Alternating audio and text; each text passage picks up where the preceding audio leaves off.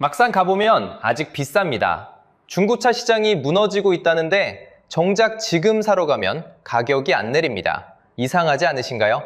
실거래는 2026년 1분기에도 3.4% 더 줄었는데 시세표는 꿈쩍도 안 합니다. 몰락이라는데 손님만 빠지고 가격은 왜 그대로일까요? 오늘은 이 비대칭의 진짜 원인은 딜러 탓이 아닌 세 가지 구조에서 찾아봅니다. 중고차를 1년 안에 살 계획이 있으시다면 2026년 6월을 기점으로 판이 어떻게 바뀌는지까지 꼭 보셔야 합니다. 일단 현장부터 보고 오겠습니다. 수도권의 한 중고차 매매단지, 평일 오후인데도 손님이 거의 보이지 않습니다. 차는 줄지어 서 있는데 차 사이를 걷는 사람이 없습니다. 마주친 한 딜러분은 이렇게 말씀하시더군요. 개미 한 마리도 없어요. 반쯤 체념한 웃음이 섞인 말이었습니다. 숫자로 봐도 체감은 과장이 아닙니다. 올해 1분기 중고차 실거래는 56만 1000대로 전년보다 3.4% 줄었습니다. 작년 상반기에도 중고 승용은 96만 대, 4.9% 빠졌습니다. 장안평만 봐도 4개 구역 2,400명 중에 1,900명이 업을 떠났다는 현직 증언이 나옵니다. 46년 된 매매단지에서 10명 중 8명이 사라졌다는 얘기입니다. 몰락이라는 말이 괜히 붙는 게 아니었습니다. 그런데 이상한 건 여기서부터입니다. 손님만 빠진 게 아니라 가격도 같이 빠졌다면 그래도 이해는 됩니다. 그런데 막상 시세표를 펴보면 꿈쩍도 안 합니다. 올해 1월 국산 수입 주요 모델 평균 시세가 전월 대비 0.71% 내렸습니다. 숫자는 분명 마이너스인데 실제로 차를 보러 가신 분들은 생각보다 안 싼데? 하고 돌아서십니다. 평균은 떨어졌는데 정작 많이 찾는 하이브리드나 인기 SUV는 거의 안 내려서 체감이 평균을 못 따라가는 겁니다. 한 번 더 딜러분 말을 빌려보겠습니다. 손님은 없습니다. 그런데 이 가격 밑으론 저도 못 팝니다. 손님이 없으면 할인이라도 해서 돌려야 할 텐데 현장에 서 있는 분들조차 가격을 내리지 못합니다.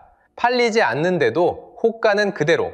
이게 오늘 우리가 따라가 볼 단 하나의 미스터리입니다. 실거래는 줄고 딜러는 떠나고 단지는 비어가는데 왜 시세표는 어제와 같을까요?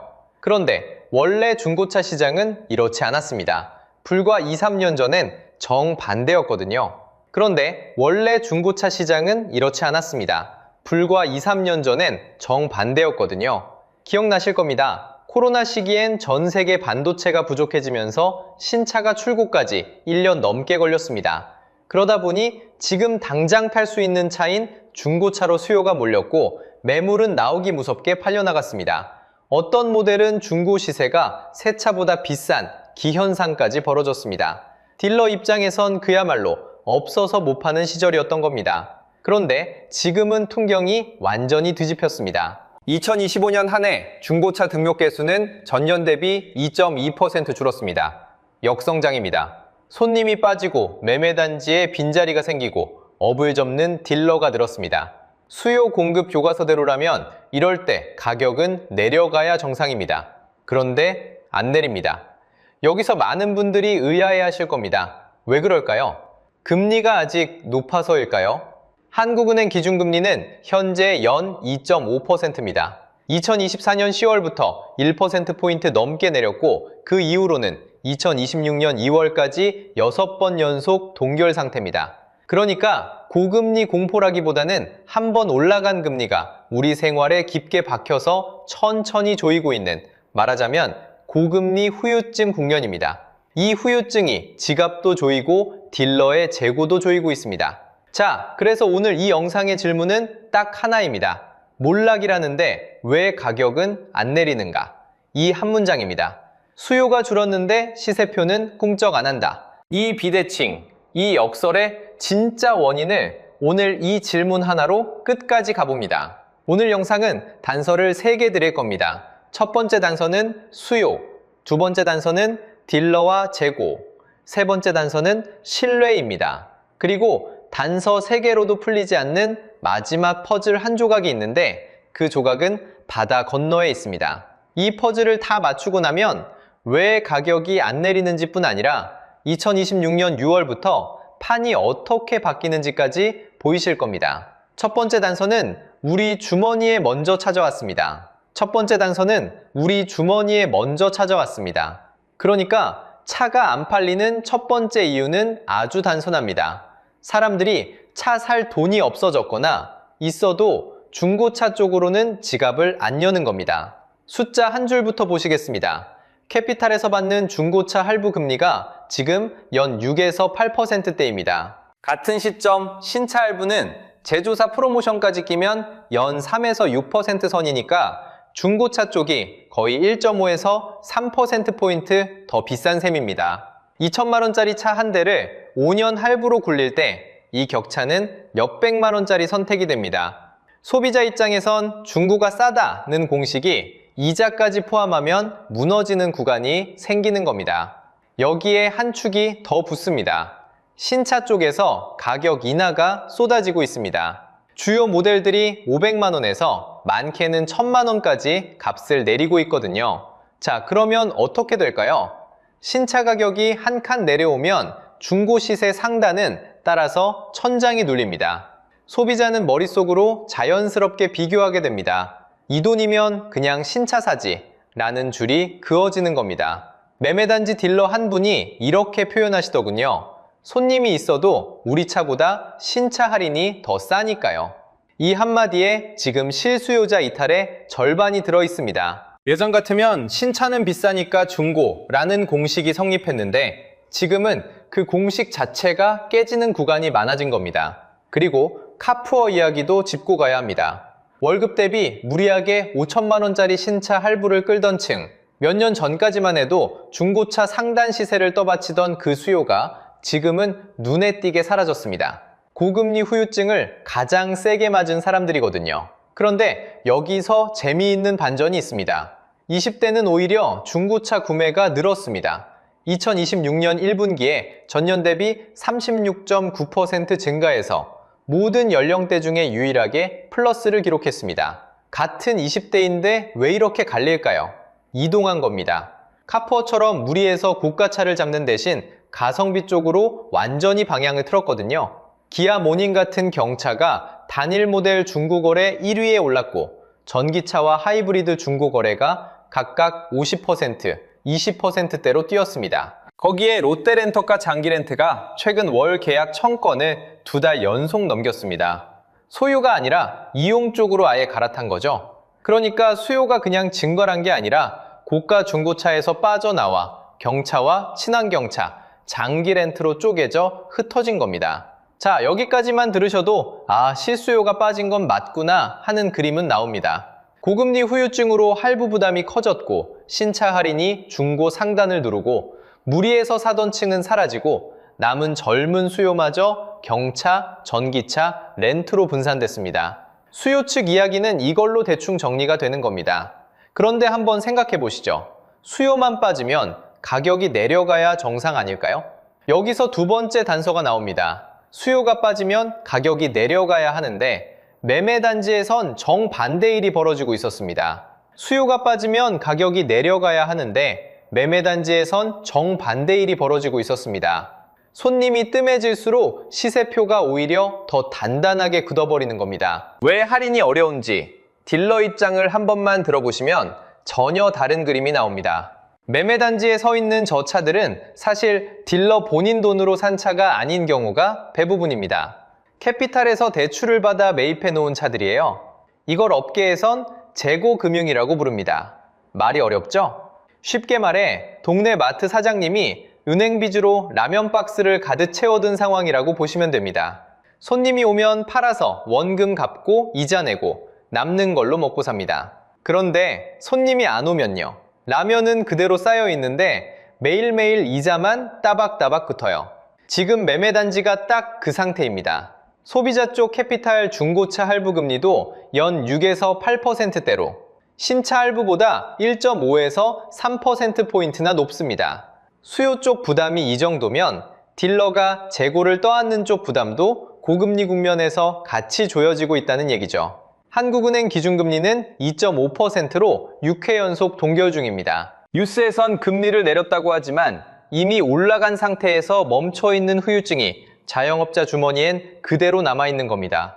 회전이 안 돌면 이자가 복미처럼 누적됩니다. 그래서 딜러는 두 갈래 길 앞에서요. 손해보고라도 확 털어낼 것이냐, 아니면 한 달 더 이자 물면서 제값을 기다릴 것이냐. 겉보기엔 전자가 합리적 같지만 한 대 깎기 시작하면 옆차 시세까지 같이 무너진다는 걸 딜러 본인이 제일 잘 압니다. 그럼 차가 아예 안 팔리고 있느냐? 그건 또 아닙니다. K카 같은 큰 업체의 경매 거래는 오히려 역대 최대를 찍었어요. 2025년 연 4.1만 대. 딜러와 딜러끼리는 차를 계속 돌리고 있다는 뜻입니다. 소비자에게 안 팔리는 차가 경매장에선 또 다른 딜러에게 넘어가고 이자 부담이 업체 사이를 이동하면서 시세는 여전히 높게 유지되는 구조죠. 여기에 소비자 입장에서 제일 억울한 지점이 하나 더 있습니다. 차를 팔러 갈 땐 흠집이란 흠집은 전부 잡혀서 매입가가 깎입니다. 그런데 살 땐 차값 말고도 매도 수수료에 이전비, 탁송비, 인증비까지 별도로 얹혀요. 매입과 판매가 비대칭으로 움직이는 겁니다. 많은 분들이 여기서 양아치라는 단어를 떠올리시죠? 이해가 됩니다. 그런데 한경만 더 들어가 보면 이건 딜러 개인의 악의가 아니라 자영업 락인이 만든 구조입니다. 우리나라 자영업 폐업 평균 비용이 약 380만 원이에요.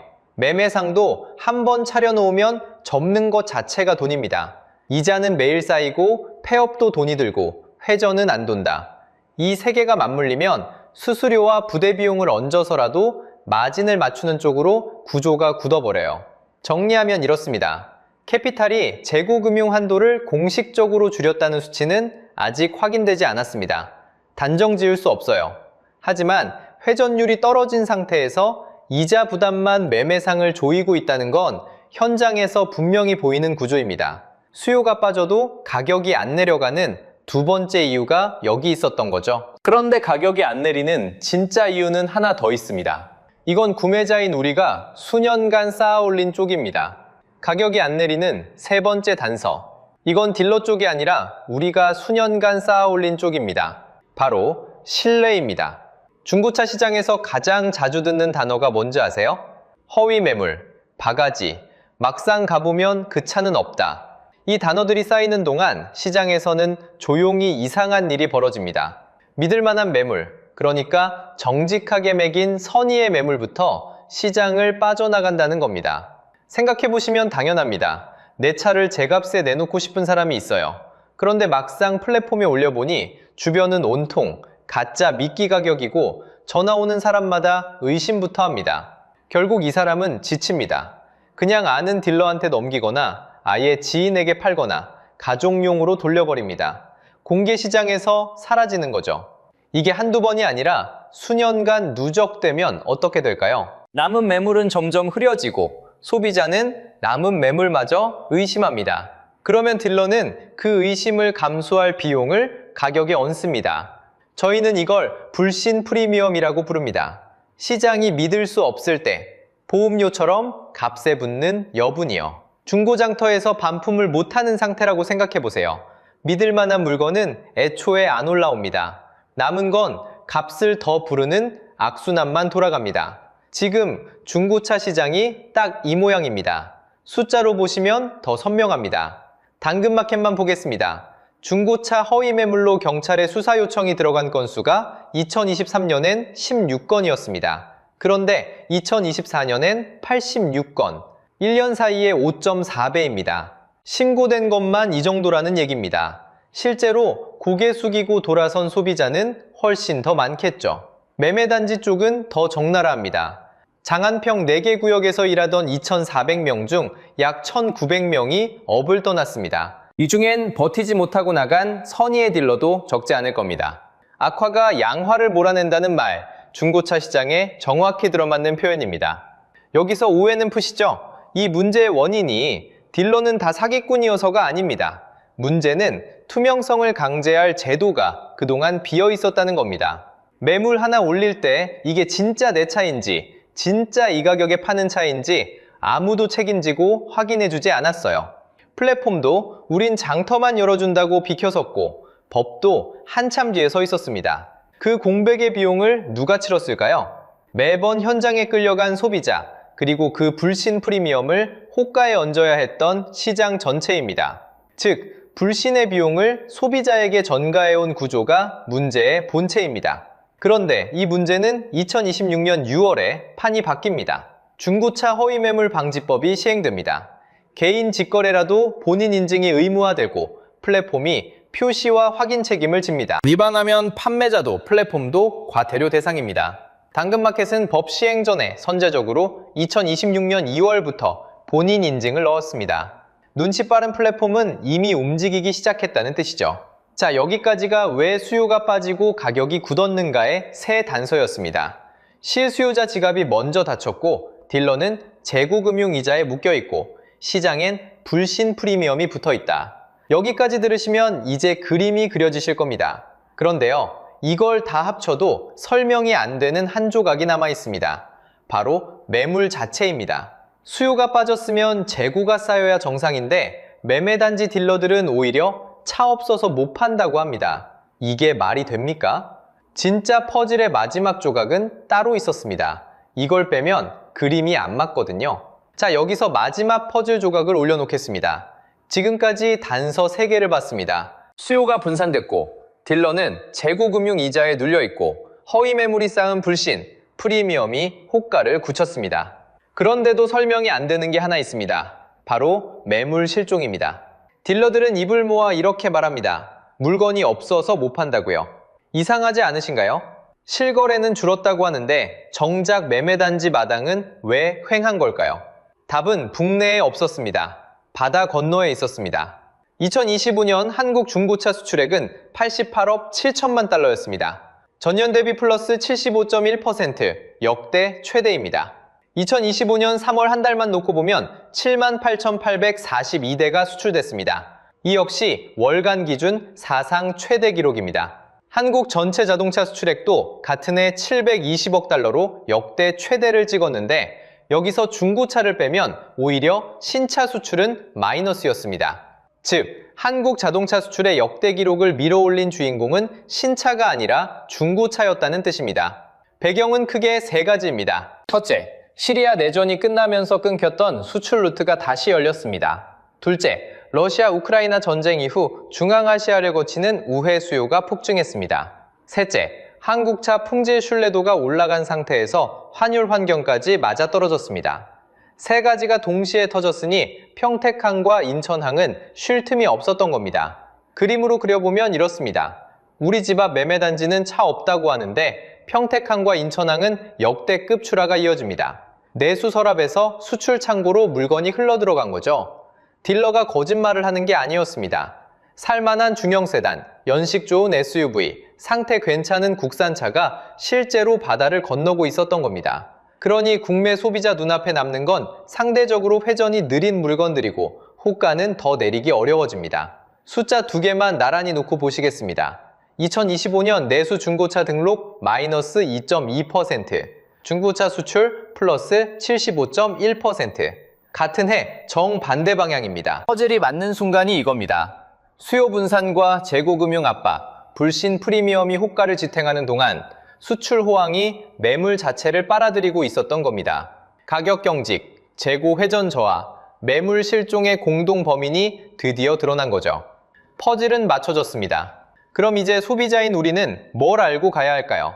특히 2026년 6월이 중요한 이유부터 짚어보겠습니다. 이 시점에 중고차 허위 매물 방지법이 시행됩니다. 개인 직거래를 하려면 차량 소유자 본인 인증이 의무화되고 플랫폼에도 매물 표시와 확인 책임이 부과됩니다. 어기면 판매자와 플랫폼 양쪽이 과태료를 물게 됩니다. 당근마켓은 이미 2026년 2월에 선제적으로 본인 인증을 도입했고요. 이건 그동안 비어있던 제도 한 칸이 메워지는 일종의 정상화 절차입니다. 이 변화가 왜 중요하냐면 앞에서 본 호가를 지탱하던 세 축 중 하나인 불신 프리미엄이 이 시점부터 약해지기 때문입니다. 현의 매물이 돌아올 여지가 생기고 그동안 가격에 얹혀있던 보험료 성격의 여분이 빠질 수 있습니다. 다만 법이 바뀐다고 하루아침에 싸지지는 않습니다. 한 축이 빠져도 남은 두 축인 재고금융과 수출 유출은 그대로니까요. 대신 이 한 축만 풀려도 체감은 달라집니다. 동시에 판 자체도 이미 재편되고 있습니다. K카는 점유율 12.7%에 온라인 판매 비중이 55.9%로 절반을 넘었고 2026년 4월 중고차 브랜드 평판 1, 2, 3위는 엔카, 헤이딜러, K카가 차지했습니다. 전통 매매단지 대신 직영형과 중개형 온라인 플랫폼이 주도권을 잡아가는 구조입니다. 소유 대신 이용도 빠르게 퍼지고 있습니다. 롯데렌터카 장기렌트는 월 계약 건수가 1000건을 2달 연속 넘었고요. 2026년 1분기에는 하이브리드 거래가 플러스 22.6%, 전기차가 플러스 48.7% 뛰었습니다. 수요가 사라진 게 아니라 옮겨가고 있다는 뜻입니다. 그러면 지금 중고차 사러 가시는 분이라면 3가지만 기억하시면 됩니다. 첫째, 카테고리를 구분하세요. 대형 SUV와 수입 세단은 시세 하락폭이 크지만 하이브리드는 감가가 완만합니다.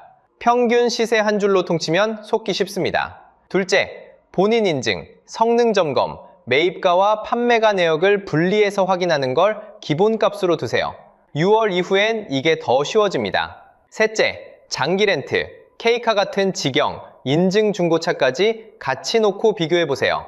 한 축만 보지 말고 배안 옵션을 같이 저울에 올리는 것만으로도 협상력이 달라집니다. 정리하겠습니다. 가격이 안 내리는 건 딜러 한 사람의 문제가 아니라 수요 분산, 재고금융 압박, 수출 유출, 그리고 제도 공백이 겹친 결과였습니다. 2026년 6월이 첫 변곡점이고 그 뒤로 한 축씩 풀려나가는 구간입니다. 몰락이라는 단어에 겁먹기보다 다음 변곡점을 짚는 쪽이 훨씬 이득입니다. 다음 중고차 구매 계획을 이 타이밍에 맞춰 다시 점검해보세요. 구독하시면 2026년 6월법 시행 이후 시세 추이도 추적해 올리겠습니다. 노인의 빈 밥그릇이 답했다. 중국 국가빚이 8경원을 넘긴 그 순간 진짜 무서운 현실은 거리에서 시작되고 있었습니다. 공식 발표로는 GDP 19조 달러, 세계 2위 경제대국입니다. 그런데 그 나라 안에서 6억 명의 한 달 수입이 우리 돈 17만 원입니다. 통계는 멀쩡한데 통장은 비어 있습니다. 오늘은 8경원 빚더미 위에서 시진핑 체제가 어떻게 이 거짓말을 버텨내고 있는지, 그리고 그 다음 도미노가 왜 우리 통장 앞에 와 있는지를 끝까지 보여드리겠습니다. 노인의 빈 밥그릇이 답했다. 이 한 문장이 오늘 영상의 출발점입니다. 화면 위에 떠 있는 숫자는 19조 달러입니다. 우리 돈으로 환산하면 약 2경 6천조 원, 세계 2위 경제대국의 1년 살림 규모입니다. 같은 시간 그 나라 어느 골목에서는 한 노인이 빈 밥그릇을 들고 서 있습니다. 한 달에 손에 주는 돈이 우리 돈으로 17만 원입니다. 통계와 밥그릇의 거리가 이렇게 멉니다. 먼저 숫자부터 정확히 짚고 가겠습니다. 중국의 2024년 GDP는 134.8조 위안, 약 19조 달러로 확정 발표됐습니다. 성장률도 5.0%, 표면 위에서 보면 아무 문제가 없어 보이는 나라입니다. 그런데 그 같은 나라에서 6억 명의 한 달 수입이 1000위안, 우리 돈으로 약 17만 원입니다. 이 말은 제가 지어낸 표현이 아닙니다.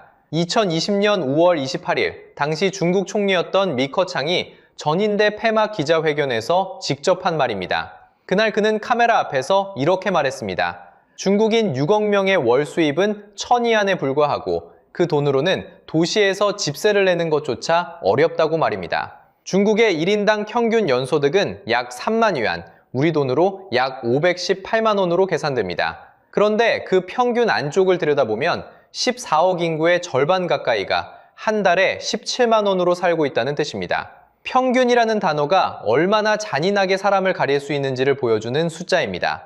GDP 그래프는 19조 달러를 가리키는데 그 그래프 아래 어딘가에 빈 밥그릇 6억 개가 놓여 있는 겁니다. 이 격차가 왜 충격이냐 하면 중국 정부의 공식 행사에서 총리 본인이 직접 인정한 숫자라는 점 때문입니다. 외부 비판자나 망명학자가 폭로한 게 아니라 통계를 가장 잘 알고 있는 사람이 카메라 앞에서 그렇게 말한 겁니다. 그 자리에 있던 기자들도 잠깐 술렁이었다고 전해집니다.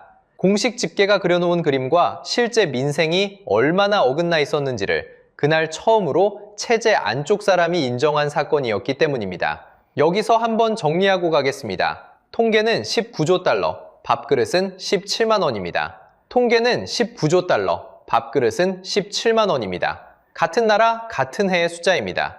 한쪽은 세계 2위라고 적혀 있고 한쪽은 집세를 못 낸다고 적혀 있습니다. 둘 다 거짓말이 아닙니다. 다만 두 숫자 사이에 누군가의 빈 밥그릇이 끼어 있을 뿐입니다. 뉴스에서 우리가 흔히 보는 중국은 첫 번째 숫자입니다. 마철루, 고속철, 전기차 공장, 5% 성장률, 그런 그림이 익숙합니다. 그런데 오늘 이 영상에서 보여드릴 중국은 두 번째 숫자, 그러니까 빈 밥그릇째 쪽입니다. 그쪽 그림이 진짜 무서운 이유는 따로 있습니다. 그 빈 밥그릇이 한 사람만의 이야기가 아니라 6억 명의 같은 풍경이라는 것, 그리고 그 풍경 위에 8경원이라는 빚이 얹혀 있다는 것입니다. 그런데 이 격차가 왜 우리 얘기가 되는지 그 답은 마지막 파트에서 분명하게 보여드리겠습니다. 지금은 이 한 장면만 머릿속에 새겨두시면 됩니다. 노인의 빈 밥그릇이 답했다. 19조 달러짜리 나라의 진짜 표정은 그 그릇 안에 들어있습니다. 그런데 이 17만 원짜리 밥그릇 뒤에는 숫자 하나만 더 놓으면 그림이 완전히 달라지는 데이터가 있습니다. 자, 이제 그 17만 원짜리 밥그릇 옆에 숫자 하나만 더 놓아보겠습니다. 그러면 그림 자체가 완전히 달라집니다. 오늘 영상에서 끝까지 머릿속에 박아두셔야 할 숫자는 딱 3개입니다. 첫째, 8경원, 둘째, 300%, 셋째, 6억 명. 이 세 숫자를 한 문장 안에 같이 놓을 수 있는지부터가 이미 정상이 아닙니다. 왜냐하면 이건 숫자가 큰 정도가 아니라 숫자의 단위 자체가 깨져 있는 상태이기 때문입니다. 먼저 첫 번째 숫자입니다. 중국 총부채. 가계와 기업과 정부를 모두 합친 잔액이 약 400조 위안입니다. 이걸 우리 돈으로 환산하면 약 8경원입니다. 출처는 중국 사회과학원사나 NIFD가 발표한 2025년 3분기 보고서입니다. 한번 입에 올려보시면 알 수 있습니다. 조 단위가 아니라 경 단위입니다. 우리가 평소에 큰 돈을 이야기할 때 쓰는 단위가 통째로 한 칸 위로 올라간 겁니다. 체감이 잘 안 되시면 이렇게 비교해 보겠습니다. 한국 정부 1년 예산이 약 656조 원입니다. 8경원이면 그 한국 1년 예산의 약 120배에 해당합니다. 한 나라가 100년 넘게 모든 예산을 한 푼도 안 쓰고 모아야 겨우 갚을 수 있는 빚, 그게 지금 한 나라가 짊어지고 있는 부채라는 뜻입니다. 두 번째 숫자입니다. 300%. 정확히 말씀드리면 거시 레버리지율, 그러니까 한 나라의 전체 빚을 그 나라의 1년 GDP로 나눈 비율이 2025년 2분기에 사상 처음으로 300%를 넘었습니다. 3분기에는 302.3%로 한 번 더 올라갔습니다. 쉽게 말해 나라 전체가 진 빚이 1년 동안 만들어내는 부가가치의 3배라는 뜻입니다. 이걸 부문별로 쪼개보면 그림이 더 또렷해집니다. 정부가 67.5%, 기업이 174.4%, 가계가 60.4%입니다. 누가 가장 많이 짊어지고 있는지가 한눈에 보입니다. 빚의 무게중심이 기업 쪽에 비정상적으로 쏠려 있습니다. 여기서 잠시 다른 나라들과 나란히 놓아보겠습니다. BIS, 그러니까 국제결제은행이 집계한 2024년 말 기준입니다. 독일이 198.6%, 미국이 249.3%, 중국이 286.5%, 일본이 387%입니다. 일본이 더 높네? 하고 의아하게 느끼셨을 겁니다. 맞습니다. 일본이 더 높습니다. 그런데 일본은 30년 동안 천천히 그 자리에 도달했고 중국은 불과 10수년 만에 이 자리에 올라와 있습니다. 그리고 일본 이야기는 잠깐만 기억해 두시면 됩니다. 다음 파트에서 다시 등장합니다. 세 번째 숫자는 이미 한번 들으셨습니다. 6억 명, 한 달 수입 17만 원. 이 숫자가 왜 무서운지는 앞에 두 숫자와 같이 놓고 봐야 비로소 보입니다. GDP는 세계 2위, 부채는 8경원, 레버리지는 300%. 그런데 그 안에 사는 6억 명의 한 달 수입은 17만 원입니다. 이 네 줄이 한 화면에 놓이는 순간 시청자분들 머릿속에 한 가지 의문이 떠오르실 겁니다. 이 숫자들이 정말 같은 나라의 숫자가 맞나? 같은 나라가 맞습니다. 다만 같은 사람들이 보고 있는 나라가 아닐 뿐입니다. 여기서 한국 이야기 한 줄만 짚고 넘어가겠습니다. 참고로 한국 가계부채는 GDP 대비 약 90%대입니다. 중국 가계의 60.4%보다 오히려 높습니다. 남의 나라 빚 얘기라고 가볍게 넘기기 어려운 이유가 여기 있습니다. 그런데 이 숫자를 듣고 가장 먼저 드는 생각은 이거죠. 그 정도면 진작 망했어야 하는 거 아닌가? 그 답은 GDP와 밥그릇 사이에 숨어 있습니다. 자, 여기서 자연스럽게 이런 의문이 들 겁니다. 숫자가 그렇게 끔찍하면 진작 뉴스에서 난리가 났어야지. 왜 중국은 아직도 멀쩡해 보이지? 정말 좋은 질문입니다. 그리고 이 영상에서 가장 중요한 부분이기도 합니다. 결론부터 말씀드리겠습니다. GDP는 거짓말이 아닙니다. 다만 아무도 그 숫자를 밥그릇에 담지 못하고 있을 뿐입니다. 지금부터 겉과 속을 3번 나란히 놓고 비교해 보겠습니다. 첫 번째 쌍입니다. 겉면을 보면 중국은 2024년 GDP 134조 위안, 성장률 5.0%를 찍었습니다. 세계 2위 경제대국이라는 타이틀 그대로입니다. 그런데 그 안쪽을 한번 들여다볼까요? 2025년 중국 연간 소비자 물가 상승률은 0%였습니다. 당국이 잡은 목표치 2%에 한참 못 미쳤습니다. 8월에는 마이너스 0.4%, 9월에는 마이너스 0.3%까지 떨어졌습니다. 공장에서 매기는 생산자 물가는 더 심각합니다. 무려 3년 넘게 마이너스가 이어지고 있습니다. 성장률 그래프는 위로 올라가는데 물가는 가라앉고 있는 겁니다. 한쪽은 진실이 아닙니다. 두 번째 쌍입니다. 겉면을 보면 베이징, 상하이, 광저우, 선전, 우리가 흔히 떠올리는 중국의 1선 도시들입니다. 마철로, 명품거리, 외국 기업 본사, 화려한 표면입니다. 그런데 그 집값 명세서를 열어보면 어떨까요?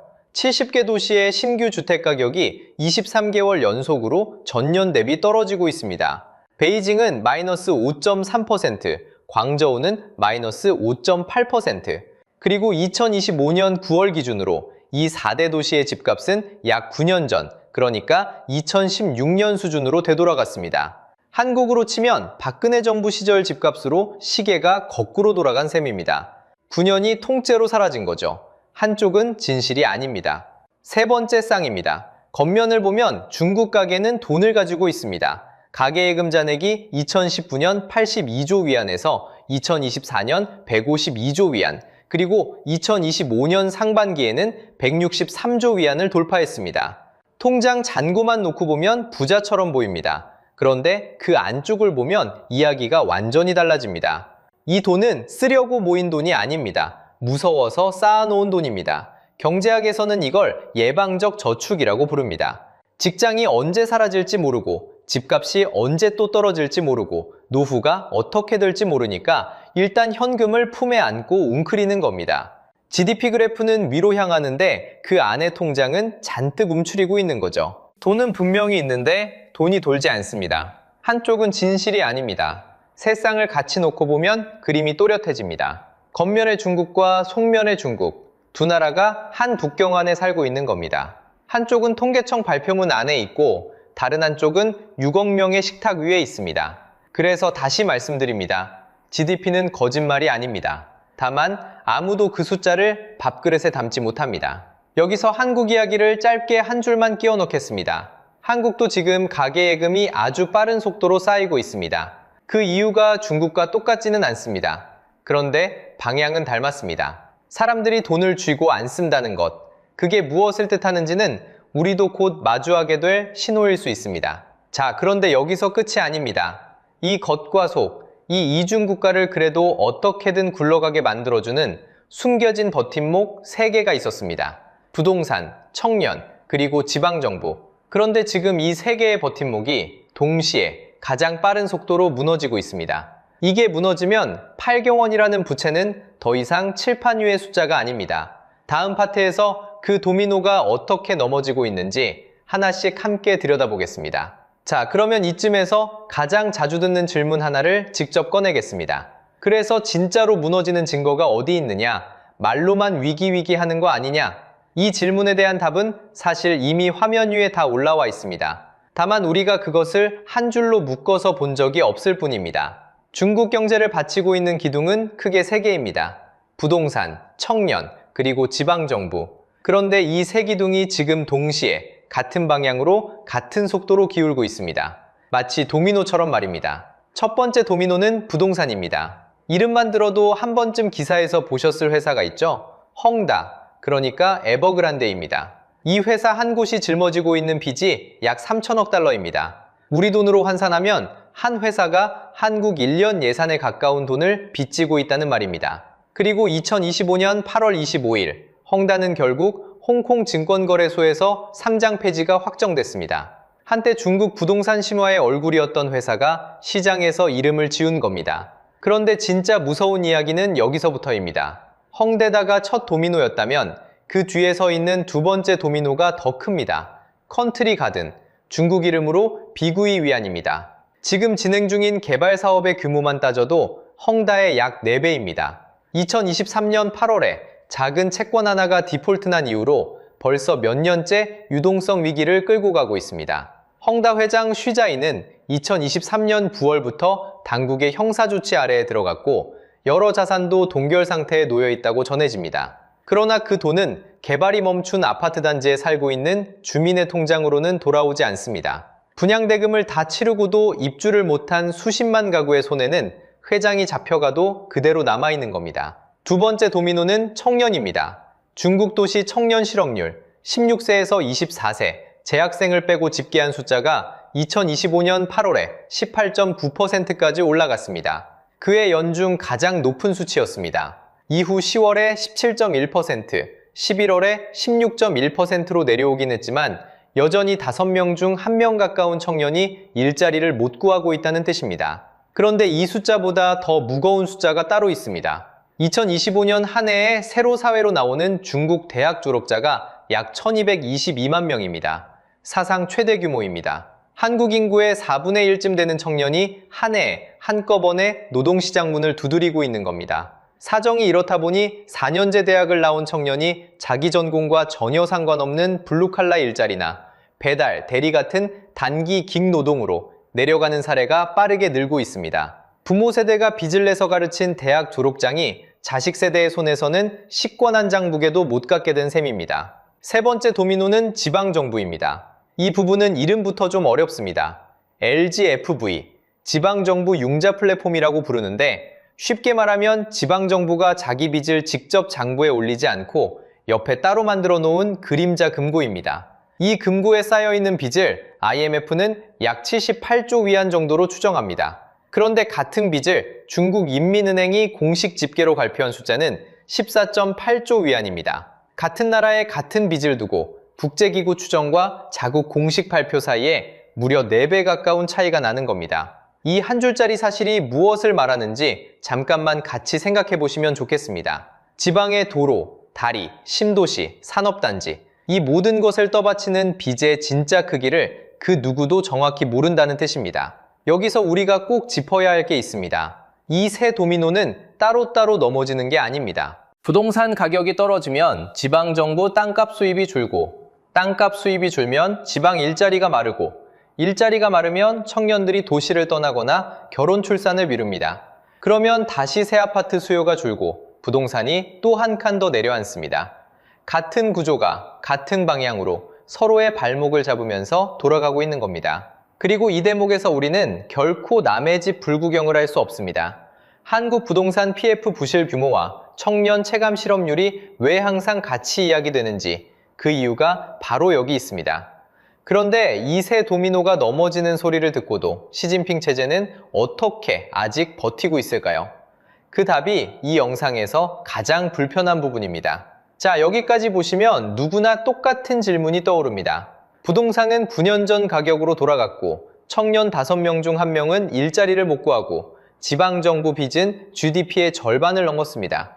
이 정도면 진작에 어딘가 한 군데가 무너져 있어야 정상입니다. 그런데 왜 안 무너졌을까요? 1분 뒤에 가장 불편한 통계 하나를 보여드릴 텐데요.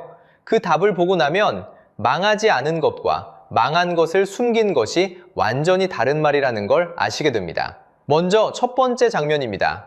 지방정부가 빚을 숨겨놓는 그림자 금고, 아파트에서 LGFV라고 말씀드렸죠. 이 LGFV의 빚이 너무 커지자 중국 당국은 2023년 3월부터 숨겨진 부채 정리 캠페인이라는 걸 시작합니다. 이름만 들으면 빚을 갚는 것 같지만 실제로 일어난 일은 조금 다릅니다. 캠페인이 시작된 뒤 LGFV 숫자 자체가 71%나 줄었고 사업 부채는 62%가 사라진 것으로 집계됐습니다. 그리고 2025년 6월이 되자 LGFV의 60% 이상이 아예 정부의 공식 목록에서 빠져버렸습니다. 빚이 사라진 게 아닙니다. 명단에서 사라진 겁니다. 명단에서 빠지면 그 빚은 더 이상 지방정부의 빚이 아닌 게 되고 통계상 나라의 빚 부담은 가벼워 보이게 됩니다. 빚을 갚은 게 아니라 빚을 옮겨 적은 거죠. 두 번째 장면은 더 노골적입니다. 청년 실업률 이야기인데요. 2023년 6월 중국의 16세에서 24세 청년 실업률이 21.3%로 사상 최고치를 찍었습니다. 5명 중 1명을 넘은 겁니다. 그러자 어떤 일이 일어났을까요? 발표가 멈췄습니다. 통계 자체가 약 반년간 사라집니다. 그리고 2024년 1월에 다시 등장했을 때 숫자는 14.9%로 내려와 있었습니다. 6.4%포인트가 한 번에 빠진 거죠. 이유는 단순했습니다. 재학생을 빼고 다시 계산하기로 했다는 한 줄. 그게 다였습니다. 일자리가 늘어난 게 아니라 일자리를 못 구한 학생들을 통계 바깥으로 옮긴 겁니다. 우리는 흔히 통계가 거짓말한다고 말하지만 더 정확한 표현은 따로 있습니다. 정치적으로 민감해진 통계는 어느 순간 갑자기 집계 방식이 바뀐다. 이게 훨씬 무섭습니다. 거짓말은 들통이 나지만 기준 변경은 합법이거든요. 이쯤 오면 자연스럽게 떠오르는 이름이 하나 있을 겁니다. 6억 명 월 수입 1000위안을 공식 석상에서 입에 올렸던 리커창 전 총리입니다. 미 전 총리는 2023년 10월 27일 상하이에서 심장마비로 갑자기 세상을 떠났습니다. 공식 발표는 그게 전부였고 만 68세였습니다. 문제는 그 다음입니다. 사망 원인을 한 번 더 들여다보자고 공개 서한을 쓴 사람이 있었습니다. 신화통신 출신의 베테랑 기자 구한민이라는 분인데요. 이분은 2024년 11월에 소란 유발죄라는 죄목으로 징역 1년형을 받게 됩니다. 내부의 베테랑 언론인이 의혹을 제기했다는 이유 하나로 1년을 갇히게 된 겁니다. 그래서 어떤 분들은 이렇게 말합니다. 리커창 전 총리는 사망 원인이 아니라 그 사망 원인을 물어본 사람의 처벌로 더 많이 기억된다고요. 통계 한 줄을 바꾸는 것과 질문 한 줄을 처벌하는 것은 결국 같은 동작입니다. 불편한 숫자가 보이지 않게 만드는 동작이죠. 이 모든 동작을 묶어서 부르는 공식 용어가 있습니다. 미국 싱크탱크 애틀랜틱 카운슬이 보고서에 그대로 적어놓은 표현, extend and pretend입니다. 한국말로 옮기면 연장하고 모른 척하기입니다. 만기를 미루고 명단에서 빼고 기준을 바꾸고 질문을 막는다. 그러면 무너지는 일은 일어나지 않습니다. 정확히 말하면 무너진 것이 보이지 않게 됩니다. 국제결제은행 BIS는 한 발 더 나갔습니다. 지금 중국의 부채 구조가 1998년 일본 버블이 무너지기 직전과 매우 닮아 있다고 평가했습니다. 일본은 그 뒤로 30년을 버텼지만 사회 자체가 무너지지는 않았습니다. 중국과 일본의 결정적인 차이는 부채 규모가 아니라 체제에 대한 신뢰였다는 게 많은 전문가의 진단입니다. 신뢰가 있는 사회는 30년을 견디고 신뢰가 없는 사회는 통계와 사람의 입을 동시에 막아야 겨우 한 해를 견딥니다. 그래서 BIS의 경보는 단순한 숫자 비교가 아닙니다. 겉으로는 일본보다 멀쩡해 보이지만 속에 깔린 구조는 더 위험할 수 있다는 뜻에 가깝습니다. 여기서 잠깐 우리 이야기를 한 줄만 짚고 가겠습니다. 우리는 통계가 의심스러울 때 그걸 물어볼 수 있는 나라에 살고 있습니다. 그게 당연한 일 같지만 사실은 전혀 당연한 게 아닙니다. 그래서 오늘 이 영상이 드리는 슬로건은 단 하나입니다. 겉을 믿지 말고 속을 보세요. 발표된 숫자보다 그 숫자를 다시 계산한 날짜를 보세요. 줄어든 부채보다 명단에서 사라진 이름을 보세요. 망하지 않았다는 말보다 망하지 않았다고 말해야만 하는 사람이 누구인지를 보세요. 그런데 이 숨기는 기술이 아무리 정교해도 한 가지는 절대 숨길 수가 없습니다. 바로 옆 나라의 통장입니다. 그리고 그 옆 나라가 바로 우리입니다. 자, 이제 가장 불편한 질문 앞에 설 차례입니다. 8경원 빚더미와 6억 명의 빈 밥그릇이 정말 바다 건너 남의 일이기만 할까요? 솔직하게 말씀드리면 아닙니다. 중국이라는 거대한 둑에서 새는 물은 결국 가장 가까운 땅을 먼저 적십니다. 그 가장 가까운 땅이 바로 우리 한국입니다. 그리고 그 물길은 이미 세 가닥으로 갈라져 한국 가계의 통장을 향하고 있습니다. 수출, 환율, 그리고 심리, 이 세 가닥을 하나씩 짚어보겠습니다. 첫 번째 가닥은 수출입니다. 한국의 대중국 수출 비중은 2024년 기준으로 여전히 19에서 20% 안팎입니다. 5개 컨테이너 중 1개는 중국으로 향한다는 뜻입니다. 그런데 그 중국 안에서 지금 무슨 일이 벌어지고 있는지 우리는 앞서 다 봤습니다. 가게는 돈을 쓰지 않고 은행에 쌓아두기 바쁘고 부동산은 9년 전 가격으로 후퇴했고 청년 5명 중 1명은 일자리를 못 찾고 있습니다. 이런 나라가 우리 물건을 예전처럼 사줄 수 있을까요? 어렵습니다. 그리고 이 충격은 통계 숫자가 아니라 누군가의 월급 봉투로 먼저 도착합니다. 반도체 공장의 야근 수당, 화장품 회사의 보너스, 중국 관광객을 기다리던 명동 가게의 매출, 이런 것들이 가장 먼저 흔들립니다. 5개 중 1개의 컨테이너가 줄어들기 시작하면 그건 곧 우리 누군가의 점심값이 줄어든다는 뜻입니다. 두 번째 가닥은 가계부채입니다. 그리고 이 부분이 가장 아픕니다. 앞에서 중국 가계부채가 GDP 대비 60.4%라고 말씀드렸죠? 그런데 한국은 어디쯤 와 있을까요? 90%대입니다. 중국보다 30%포인트나 위에 있습니다. 우리가 중국 가계를 걱정하고 있는 사이 사실 통계상으로는 중국이 우리를 걱정해야 할 입장이라는 뜻입니다. 이건 누구의 잘못이라기보다 지난 10여 년 동안 집값이 오르고 전세가 오르고 그 사이 어쩔 수 없이 대출을 받아 버틴 가정 하나하나가 쌓이고 쌓여 만들어진 숫자입니다. 그래서 더 무섭습니다. 우리의 90%는 중국의 60%보다 훨씬 더 가깝게 훨씬 더 직접적으로 한 사람 한 사람의 어깨 위에 얹혀 있습니다. 세 번째 가닥은 환율과 심리입니다. 2025년 한 해를 돌아보면 중국 경기 우려 뉴스가 나올 때마다 원화는 위안화와 거의 같은 박자로 흔들렸습니다. 위안화가 약해지면 원화도 약해지고 원달러 환율이 같이 올라가는 패턴이 반복됐습니다. 외국인 투자자 입장에서 한국과 중국이 같은 묶음으로 보이기 때문입니다. 억울하지만 현실입니다. 그래서 중국에서 큰 사고 한 번이 터지면 한국 시장은 그 사고와 무관하게 함께 출렁입니다. 환율이 출렁이면 수입 물가가 오르고 수입 물가가 오르면 마트 영수증이 길어집니다. 마트 영수증이 길어지면 우리 통장은 또 한 번 작아집니다. 결국 8경원짜리 빚더미의 그림자는 어느 날 갑자기 아주 평범한 저녁 장보기에서 우리 등 뒤에 와 있을 수 있다는 뜻입니다. 그러면 어떻게 해야 할까요? 이 자리에서 절망만 남기고 싶지는 않습니다. 다음 한 달 안에 누구나 할 수 있는 3가지를 같이 정리해 보겠습니다. 거창한 투자 비법이 아닙니다. 그냥 점검입니다. 첫째, 수입 구조 점검입니다. 종이 한 장 꺼내서 단 한 줄만 적어보세요. 나와 우리 가족의 소득이 대중국 수출, 중국 관광 또는 중국 의존이 큰 업종에 얼마나 걸려 있는지, 직장이 그 업종이라면 비중은 100%일 수도 있고 자영업이라면 손님 중 중국 관광객 비중이 답이 될 수도 있습니다. 정확한 숫자가 아니어도 괜찮습니다. 한 줄로 보이게 만드는 것 자체가 첫걸음입니다. 보이지 않으면 대비할 수도 없으니까요. 둘째, 현금과 환율 방어선입니다. 지금 내 자산이 한쪽에 너무 몰려있지는 않은지 기계적으로만 확인해 보세요. 예금, 단기 채권, 외화, 이 3가지 비중이 어떻게 되는지 한 번만 들여다보면 됩니다. 지금 당장 무엇을 사고 팔라는 얘기가 아닙니다. 다만 한 자산에만 몰려있는 분들은 분산 시점을 미리 고민할 시간을 가지셔야 한다는 말씀입니다. 시장이 출렁이고 나서 움직이면 이미 늦습니다. 셋째, 정보 습관 바꾸기입니다. 앞으로 중국 경제 뉴스를 보실 때 GDP 숫자에는 너무 집착하지 마세요. 대신 3가지 지표만 한 달에 한 번 챙기시면 됩니다. 첫째는 중국 가계 예금 증가율. 사람들이 돈을 얼마나 더 쟁이고 있는지를 보여줍니다.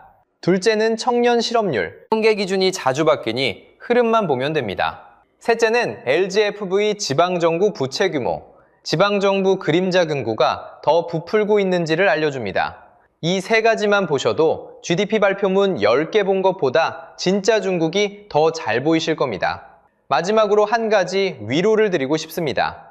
일본은 1990년대에 부동산과 주식 거품이 한꺼번에 꺼지면서 잃어버린 30년에 들어갔지만 사회 자체는 무너지지 않았습니다. 한국은 1997년 IMF 외환위기 때 30대 대기업 평균 부채 비율이 자기 자본의 4배 가까이, 그러니까 400% 가까이 부풀었지만 뼈아픈 구조조정으로 결국 빠져나왔습니다. 두 사례의 공통점은 단 하나입니다. 위기를 미리 본 사람이 있었고 그 위기를 입 밖으로 꺼낼 수 있는 사회였다는 점입니다. 우리는 지금 그 위기를 입 밖으로 꺼낼 수 있는 자리에 앉아 있습니다. 그것만으로도 우리는 이미 중국과 다릅니다. 겉을 믿지 말고 속을 보세요. GDP는 거짓말이 아닙니다. 다만 우리 통장은 그 어떤 숫자보다 정직합니다. 여기까지가 8경원 빚더미 위에 서 있는 시진핑 중국의 진짜 현실입니다. 8경원 부채, 6억 명에 17만 원, 그리고 GDP 3배에 달하는 300% 레버리지. 이 세 숫자가 지금 시진핑 체제가 간신히 붙들고 있는 마지막 표면입니다. 연장하고 모른 척하기는 영원할 수 없습니다. 그리고 그 둑이 무너지는 날, 가장 먼저 젖는 땅이 우리가 되지 않으려면 오늘 적어두신 그 한 줄짜리 점검표가 가장 든든한 우산이 되어줄 겁니다. 이 영상이 도움이 되셨다면 구독과 좋아요로 다음 분석도 받아보시고 댓글에는 여러분이 지금 가장 불안하게 느끼는 지표 하나만 남겨주세요. 다음 영상에서 그 지표를 직접 뜯어보겠습니다. 끝까지 함께 해주셔서 감사합니다.